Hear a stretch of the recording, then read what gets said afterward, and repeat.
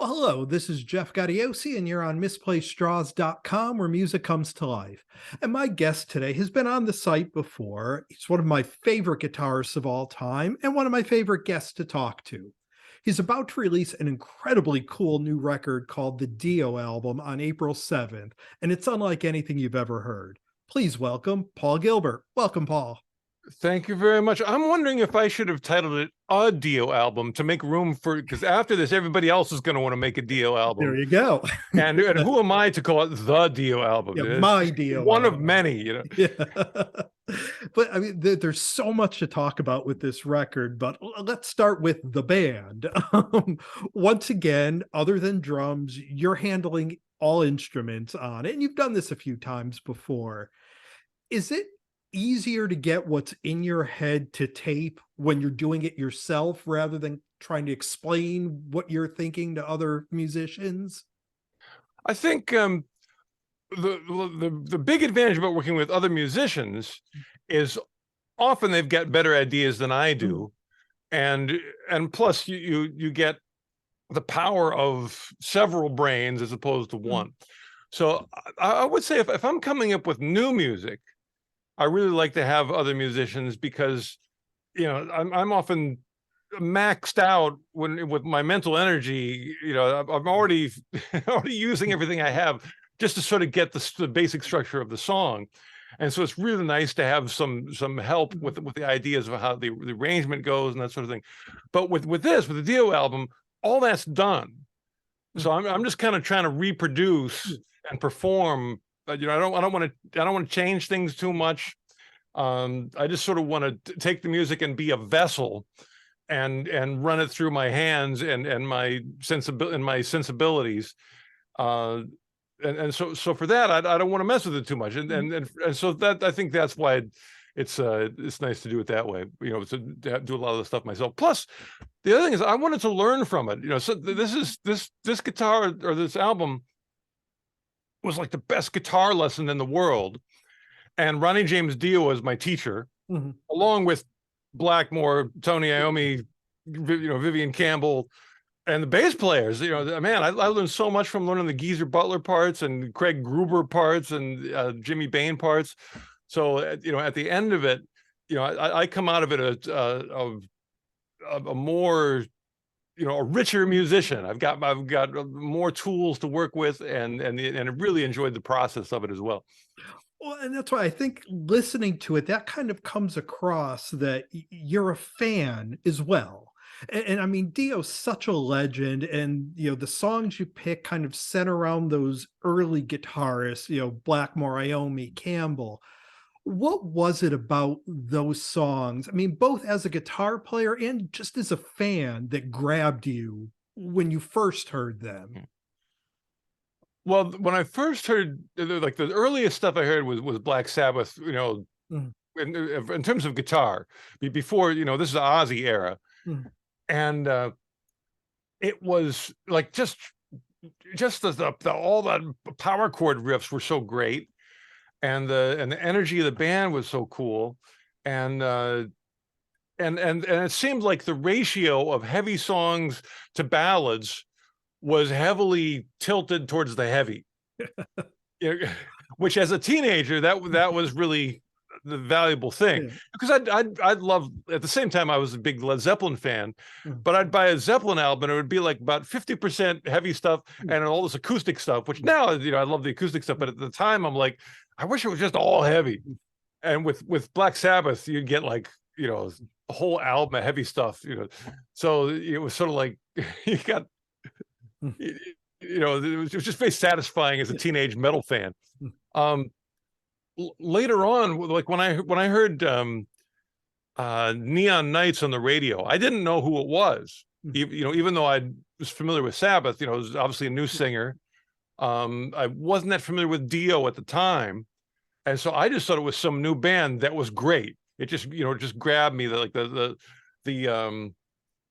sort of like passionate operatic, I'm singing as if my life depended on it, Dio performance, along with this up tempo riff, just grabbed me really hard. I bought the album, and I love the whole album, And then, of course, Mob Rules came out. I started playing a lot of those songs in the band I was in, and so that, that really grabbed me. And as far as to why, now I'm going to. This is just something that has occurred to me enough, where it's just a vision that I get. I always picture Dio being in some some 3,000-year-old era, like he's a messenger. He's been running through the desert to get to the king of Egypt or something, and he almost collapses in front of the king as the messenger to bring this message, and then he has to sing the message.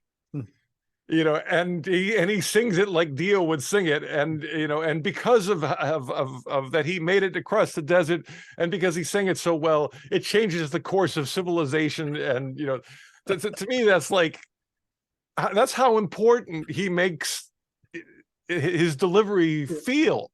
And it's not casual. It's like when Dio steps to the mic and sings two notes, it's like something important. He's telling me something here. I got to listen to this. This is like, a life change, a civilization changing event because of his delivery. Well, and I remember as a kid being shocked to hear that, he's a guy from New York. It seems like he should have come from 16th century England and just have always been there, But I think the thing that really blows my mind about this record is, it's an instrumental record, but those great guitarists and their riffs are almost secondary on this record. You literally conjure Dio's voice on your guitar and concentrate on his vocal melodies. Now, on your instrumental record, you always have such a lyrical style that you can almost sing along with them. But what led you to kind of concentrate on his vocal the way you do, even more than those great guitar parts? Well, Dio is a great artist to choose for playing instrumental versions because his melodies tend to be dramatic. It's actually easier to play. Well, I shouldn't say easier to play. It's easier to have success with a dramatic melody than it is with a melody that doesn't move too much. Like it would be much more challenging to have success with like a Bob Dylan melody. Yeah, because it's which is much more like maybe sitting around one note. That's going to be hard to really get across. And you're always going to be kind of missing like the word part of it and a lot of the pronunciation part of it and a lot of things that the guitar is not going to have. But if the melody is really wide ranging, which Dio does, he's hitting high notes, low notes, there's a lot of movement. Then if you just follow that, you've already won half the battle because it's at least it's recognizable. And then you put as much style in as you can. And there were discoveries I made. Like I realized that if I do pick harmonics, I can shape the vowel sounds. Okay. Because even though I might not be able to get I can't get an exact word to come out, the way a singer would, but I can at least copy, if it's an e, ah, ooh, those vowel shapes, I can kind of e, ah, ooh, I can get that with the pick harmonic a little bit. And I found myself using guitars that had less frets. Like I've got some old Ibanez's that have 21 frets, like a Strat. And with the less frets you have, the more room you have to get pick harmonics. You're not bumping into the edge of the fretboard. So that was a surprise. I never thought of like having less frets being an advantage, but for pick harmonics, it was like I could just reach more stuff that way. So that and then just playing horizontally because you have a lot more access to sliding. Of course, if you have a slide, you can get it, but even with just your finger. And I found that my slide playing and my kind of one finger playing are kind of interchangeable. They sound different, but playing slide has really helped playing without a slide and being able to get, you know, something similar. And I just find when I play slide, things get a little bit softer and a little bit more swampy, where I can get a little more bitey and a little more aggressive without the slide. But I like that contrast. A lot of times, like I would do the, you know, the real metal slide on like on the bridge or the intro or just one part of the song to kind of give it a little contrast. And then I would be playing as if I had a slide, but with my skin on the rest of the tune. That's quite, like I said, listening to the record, I say the vowel sounds, you almost get an entire word out at times. I mean, there were a couple of times where you're kind of wondering, you're expecting a voice to kick in just because of the sound you're hearing. It really is amazing how you did it.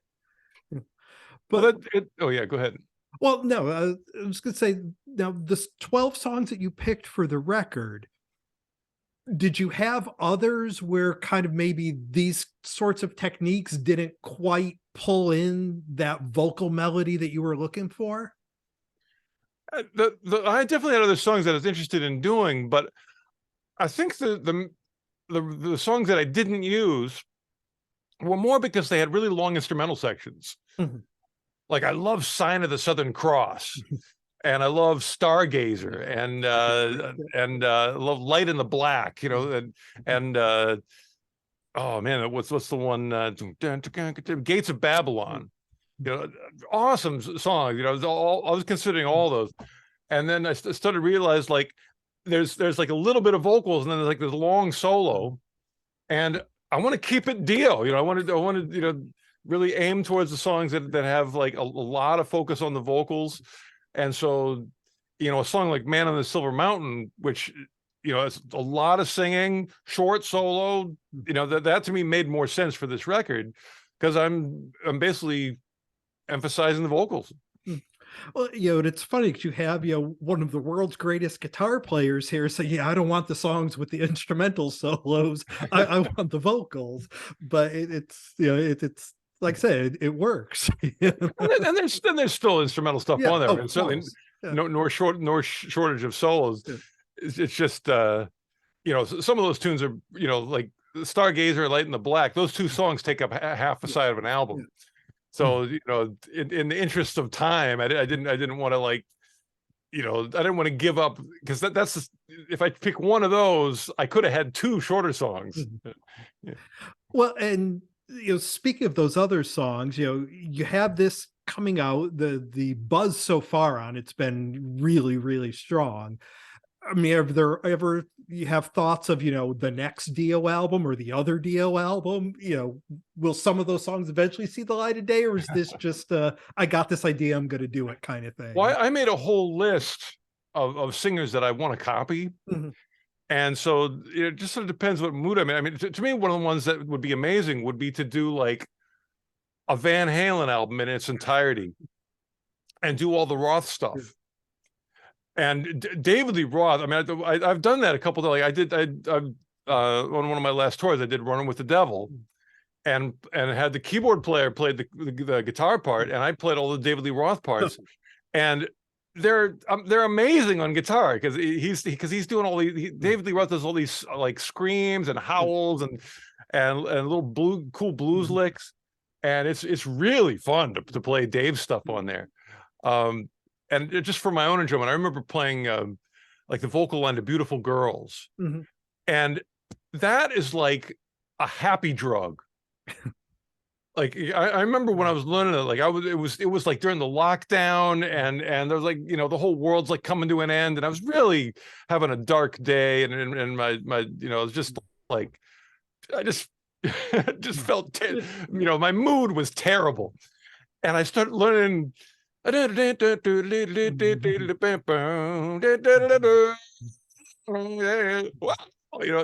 and immediately it's like, I feel great. You know, thank you, David Lee Roth.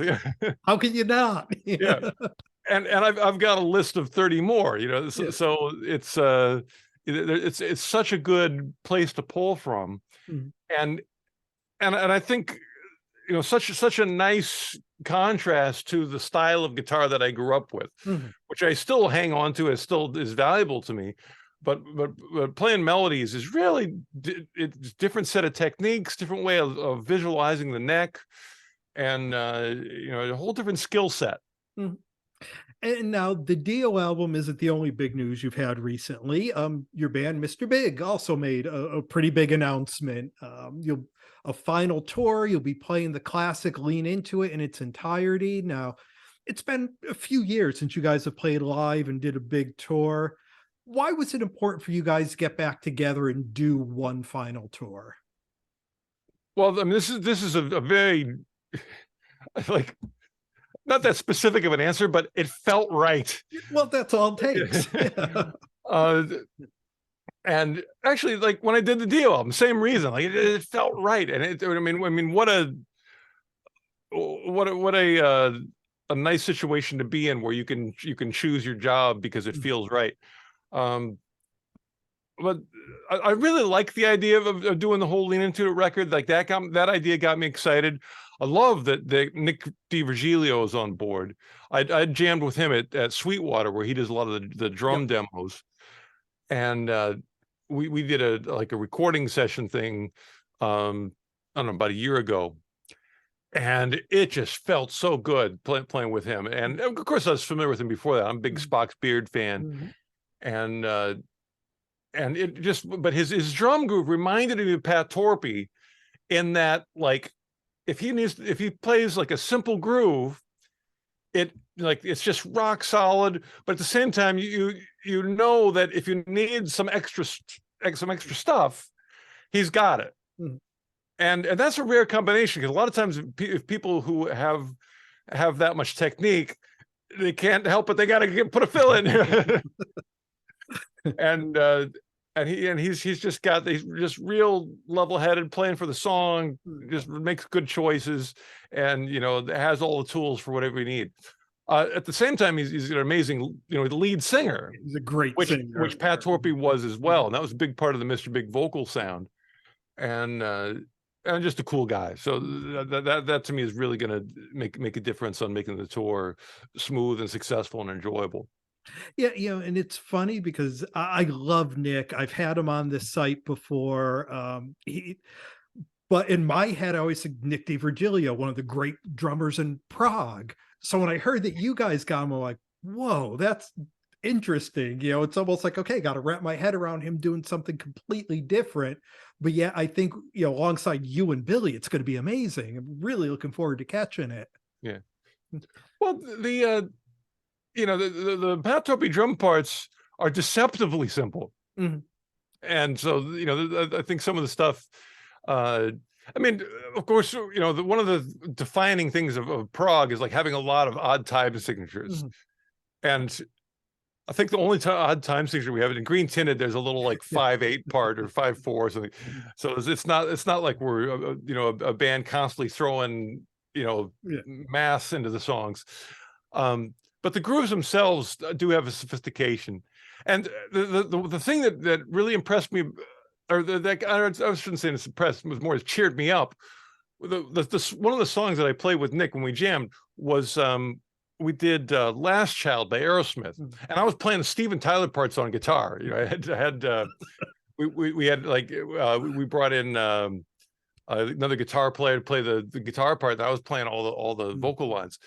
And after we played it, Nick looked over at me and he went, "Man, I forgot what a great groove that is." And he was just like, he was genuinely thrilled to just do this Joey Kramer, and I didn't know what to expect. I thought maybe he'd be on this is so like under my pay grade, but he was totally into it, and that's the thing, is like, in order to play a simple groove, it's not only technique, it's like, loving it. Yeah. And I, as a guitar player, I do the same thing. If I do like, the stretchy Chuck Berry, I love that lick. Like I could play Malcolm Young rhythm guitar parts, just go like, this is the most wonderful riff. I just love this. So it's I